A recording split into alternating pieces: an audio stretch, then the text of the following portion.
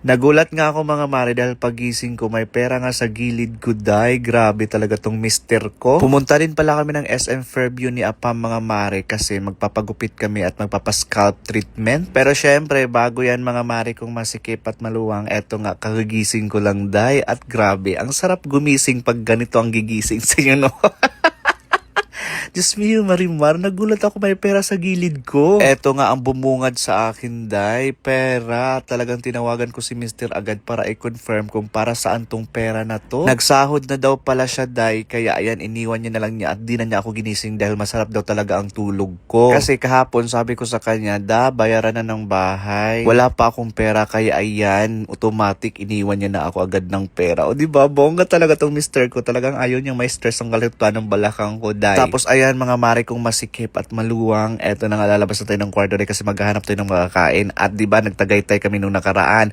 Meron kaming take out dito day na pinagsusupot-supot namin doon sa Tagaytay. Ayan, yan ang kakainin natin for today's video kasi sayang yan kapag hindi nakain, diba? Buti na lang din talaga every time na may tira-tira kaming pagkain, every time na kumakain kami sa labas day, talagang tinitake out namin, hindi namin sinasayang kasi diba binayaran nyo yun tapos hindi nyo iti-take out. So ayan, ang dami nga namin na take out day. So ayan, pinainit ko lang kay Paul yung tirang ulam mga mare. Si Paul pala, kapatid yan ni Sian, day. So ayan, bali ito pala yung natira namin dun sa Tagaytay, day. Meron kaming chop suey, tapos pansit, tapos calamares. Yan lang naman, day. Talagang pinainit ko kasi sayang. Meron din pala akong bagong alagang pusa, si Meme. Hi Meme, babae kasi siya, day. Itong pusa na to mga mare, nakita ko kasi to sa fast food, pag-alagala at muntik na masagasaan. Tapos medyo bulag pa siya nung that time kasi kuting pa nga siya, hindi pa siya makakita talaga. So ayun, naawa ako mga mare, kaya dinala ko dito sa bahay. At ayun, vibes na sila ng aso ko. Nung una, kinakahulan pa nila Kurt at Mimo, pero katagalan din, naging vibes na sila, magkalaro na sila lagi. Ito na nga, lalabas nga ako dahil kasi pupunta nga kami ng SM Fairview ni Afam at grabe napakainit, parang impyerno. So pinagbook ko pala si Afam ng Grab dahil papunta dito sa amin dahil kasi hindi ko kaya mag-drive papuntang Mawa dahil napakalayo. Kaya sabi ko sa kanya, mag-book ka na lang ng Grab tapos dito sa bahay gagamitin na lang natin yung sasakyan papuntang SM Fairview para naman kahit papano hindi ako mahirapan. Gustong gusto kasi ni Afam doon sa SM Fairview mga mare kasi merong happy ride doon, di ba? Alam niyo yung happy ride?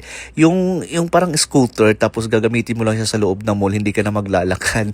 Ganon ang gusto niya, day. Tamad maglakad yan. So nilabas ko na yung sasakyan mga mare kasi malapit na si Apam. Ako kasi yung nag-book ng Grab sa kanya. So natatrack ko sa app kung nasaan na siya banda. Kaya timing na timing yung paglabas ko dahil saka din sa dumating for today's video. Ganon. Bakit nakanganga ang beshi ko? Ewan ko ba, nakanganga na naman ako dyan. Lan talagang habit ko dahil nakanganga ako kapag may tinitingnan ako. Lalo na pag pogi tinitingnan ko, mas lalo talaga ako nganganga. Charis lang mga mare kung masikip at maluwang.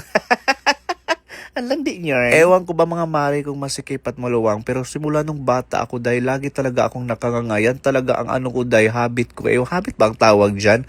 O baka nalock na yung pangako dyan sa kaka-M ano, nalalak na yung pangaday no sa kakaano? Eme lang. Landi mo, day. Oo nga pala mga mare kung masikip at maluwang. May mga nababasa na naman akong comment tungkol kay Afam na keso. May Afam na daw ako. Ay, may asawa na daw ako pero may Afam pa ako. Sino daw si Afam? Bakit nag-Afam pa ako? Ang aking kasagutan ay secret mga marites.